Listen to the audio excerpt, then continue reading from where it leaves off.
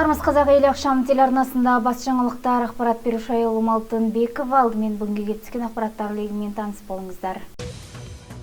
Сәтбаев қаласының әкімдігінде аппараттық жиын өтіп, күн тәртібінде екі мәселе қаралды. Сәлден соң. Коммуналдық қызметтер қаладағы қар тазалау жұмыстарын күшейтілген режимде жалғастыруда. Пробациялық есепте тұрғандар құқық қорғау органдарының қатаң бақылауында.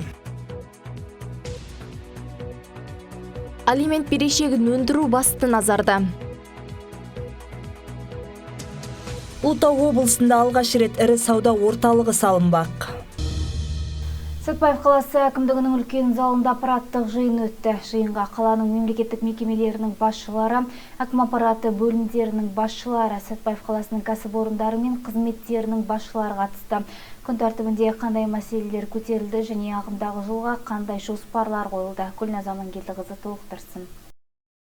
Аппараттық кеңес кадрлық тағайындаулардан басталды. Аманат партиясы Сәтбаев қалалық филиалының атқарушы хатшысы лауазымына Асқар Шоқпытов тағайындалды. Асқар Аманжолұлы бұған дейін Сәтбаев қаласының жұмыспен қамту және әлеуметтік бағдарламалар бөлімі мемлекеттік мекемесі басшысының орынбасары қызметін атқарды. Тағайындаудан кейін күн тәртібінде сұрақтар талқыға салынды. Жиын барысында алғашқылардың бірі болып сөз алған Сәтбаев қаласы әкімінің орынбасары Алмат Саухимов ауыл шаруашылығы жәрмеңкелерін өткізу және 2024 жылға арналған жоспарлар туралы баяндады. 2024 жылдың басынан бері ұн өнімі 625 кг, қарақұмық өнімі 600 кг, рошки өнімі 60 кг, күнбағыс май 60 литр, жұмыртқа өнімі 3600 дана жеткізілді. Сондай-ақ күріште 750 кг, 2 тонна 750 кг және сәбізге 2 тоннаға өтінім берілді.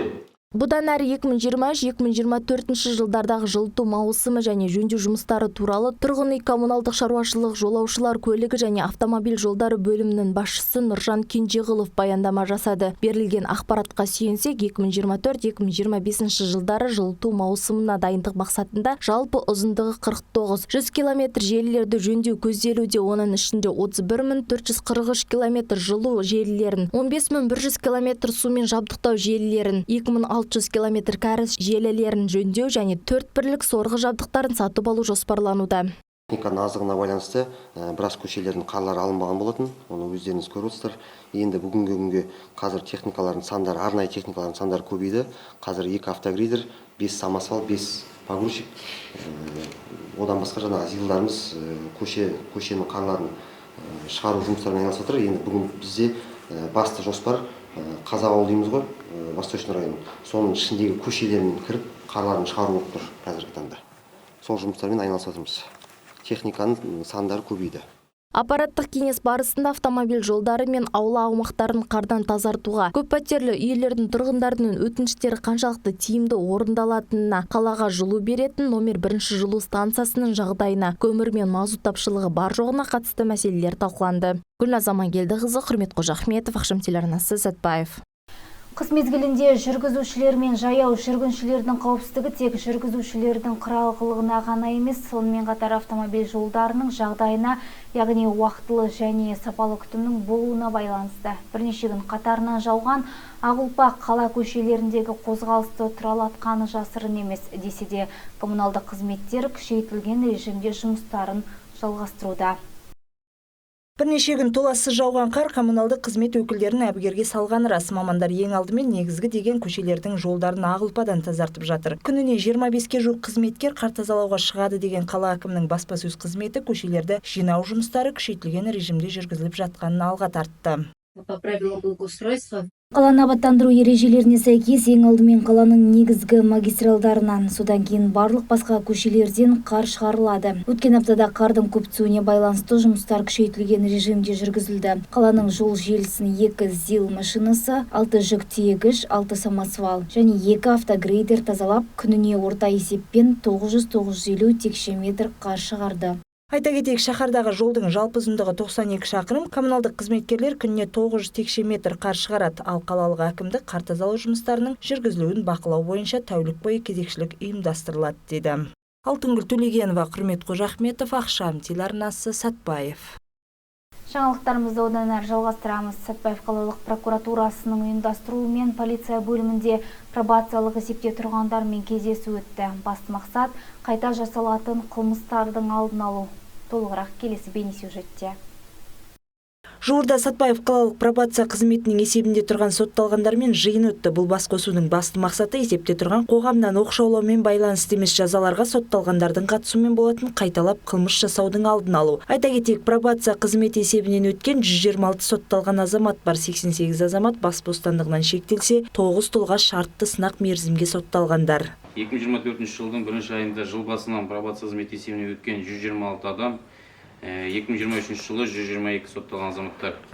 Оның ішінде белгілі бір қызмет атқару құқығынан айырылған 17 азамат, қоғамдық жұмысқа тартылған 2, бас бостандығын шектеу 95 азамат, шарт сынақ мерзімге сотталған азаматтардың саны 11. Мерзімі кейінге қалдырылған 1 сотталған азамат. Пробация қызметі есебінен 2024 жылдың 1 айында 13 сотталған азамат есептен шығарылды. Оның ішінде мерзімі аяқталған 5 сотталған азамат, шартты мерзімнен ерте босатылған 2 сотталған азамат, сонымен қатар түзеу мекемесіне жолданылған 2 сотталған азамат. Пробация қызметінің есебінде тұрған сотталғандардың қайта қылмысқа бармау үшін жыл басынан бері жергілікті атқарушы органдармен бекітілген жоспарға сай жұмыстар атқарылуда. Жиында төрағалық еткен Сәтбаев қаласының прокуроры Еркен Баймағамбетов есепте тұрғандардың қайта қылмыс жасауы екінші рет кешірілмейтін қатаң жаза қарастырылғанын алға тартты. Внесите представление, я разберусь сам с ними. Әрқайсыңызды жекелеп қарайтын боламын. Тағы ескертемін. Қала прокуратурасы, полиция бөлімі, пробация қызметі сіздерді қатаң бақылауда ұстайды. Заң аясында кез келген уақытта, тіпті таңғы 3-4-ке дейін тексеру жұмыстарын жасауға құқығымыз бар. Сондықтан пробация қызметі осында ескертусіз жасалған тексеріс кезінде тұрғылықты мекен жайларында болмаса немесе алкогольдік ішімдік ішкен, нашақорлықпен ұсталған жағдайда бірден бөлімшеге жеткізіп сараптама жасауға жөнелтіңіздер. Сараптама нәтижесінде біз бұлардың жазасын қатаңдататын боламыз. Ешкімге аяушылық жоқ, сондықтан қылмысты қайта жасаудан аулақ болыңыздар. Тәртіпке бағынбағандардың қолына кісен салынып, абақтыға жіберіледі. Өз кезегінде қала прокуроры жауапты органға ай сайын әлеуметтік құқықтық көмекті қажет ететін тұлғалармен әңгімелер жүргізуді, тұрғылықты мекен жайларынан тексеруді, сонымен қоса қайта қылмыстың алдын алу бағытында жұмысты жандандыруды тапсырды. Қылмысты қайталағандарды тиісті жауапқа тарту керектігінде қатаң ескертті. Алтынгүл Төлегенова, Құрмет Қожахметов, Ақшам телеарнасы, Сәтбаев. Кеше қалалық прокуратура қабырғасында Сәтбаев қаласының прокуратурасы мен атқарушылық іс құжаттары, оның ішінде алимент берешегін өндіру бойынша жиналыс ұйымдастырылды. Жеке сот орындаушылар, полиция бөлімінің қызметкерлері алимент берешегін өндіріп алушылардың басын біріктірген жиында көтерілген мәселелер жайын тілші тарқатсын. Жиналыстың мақсаты кәмелетке толмағандардың құқықтарын қорғау және алимент бойынша берешек сомасын азайту. Бүгінгі таңда Сәтбаев қаласының сот актілерін орындау бойынша жеке сот орындаушылардың өндірісінде берешек сомасы 149 миллион теңге құратын 83 алимент өндіру бойынша атқарушылық іс құжаттар бар. Осыған орай қаламыздың прокуратурасы алимент төлеуден жалтарған борышкерлерге ескерту жасады. Құрметті қала тұрғындары, оның ішінде алимент төлеуден жалтарған борышкерлер баланы күтіп бағуға арналған қаражатты төлеу жөніндегі міндеттерді орындамаған үшін Қазақстан Республикасы қылмыстық кодексінің 139 бабында 2 жылға дейінгі мерзімге бас бостандығынан шектеу немесе сол мерзімге бас бостандығынан айыру түрінде жауапкершілік көзделген. Осыған байланысты қарызыңызды өтеуден жалтармай алимент бойынша берешекті өтеуіңіз қажет. Сәтбаев қаласы прокуратурасының үйлестіруімен жеке сот орындаушылары мен полиция бөлімінің қызметкерлерімен жұмылдыра отырып, борышкер жедел профилактикалық іс-шарасын жүргізеді. Іс-шара алимент бойынша берешегін төлеуден жалтарған борышкерлердің тұрғылықты жерін аралап түсіндіруге бағытталған. Гүлназ Амангелдіқызы, Құрмет Қожахметов, Ақшам телеарнасы, Сәтбаев. Аймақ тұрғындар үшін жағымды жаңалық. Жезқазғанда заманауи сауда орталығының құрылысы жоспарлануда. Ұлытау облысының тұрғындары мен қонақтарының игілігі үшін бой көтеретін нысан өңірдің тұрақты дамуына ықпал етпек, сондай-ақ кәсіпкерлікке серпін беріп, қосымша жұмыс орындарын ашары сөзсіз.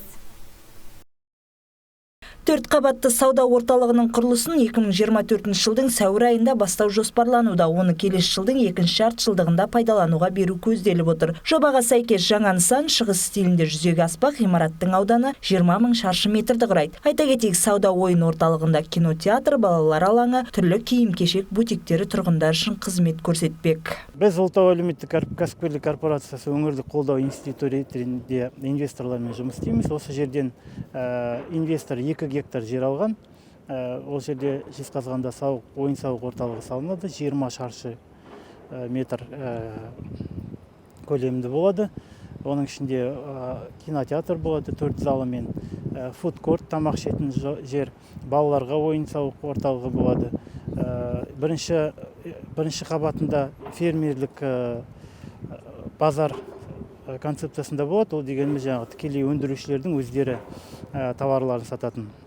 2-ші, 3-ші қабаттарында киімдер сататын бутиктер болады. Біздің ойымызша бұл қалада өмір сапасын ұлғайтуға, сондықтан басқа да кәсіпкерліктерге мультипликативті эффект беріп, жұмыс орындарын ашуға әкелетін үлкен жоба деп жұмыс істеп жатырмыз. Нысанда сондай-ақ 90 орындық жер асты тұрағы жұмыс істейтін болады. Қазіргі уақытта инвестор жобалау сметалық құжаттаманы әзірлеген. Мемлекеттік сараптаманың қорытындысын алу бойынша жұмыстар жүргізілуде, дейді Ұлытау әлеуметтік кәсіпкерлік корпорациясының төрағасы. Бүгінгі таңда проекттік құжаттар дайындалып жатыр.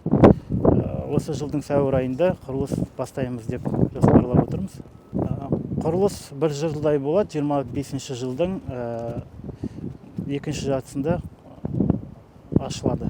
Облыс орталығында бой көтеретін ірі сауда нысаны Бейбітшілік даңғылы мен Жәлел көшесінің қиылысында салынады. Сауда орталығының жанынан дене шынықтыру және сауықтыру спорт кешенінде бой көтермек. Алтынгүл Төлегенова, Аслан Аукенов, Ақшам телеарнасы, Ұлытау облысы. Аптаның 2-ші күні келіп түскен ақпараттар легі осындай болды. Назарларыңызға рахмет. Алда орай болжамын көріңіздер. Амандықта жүздескенше.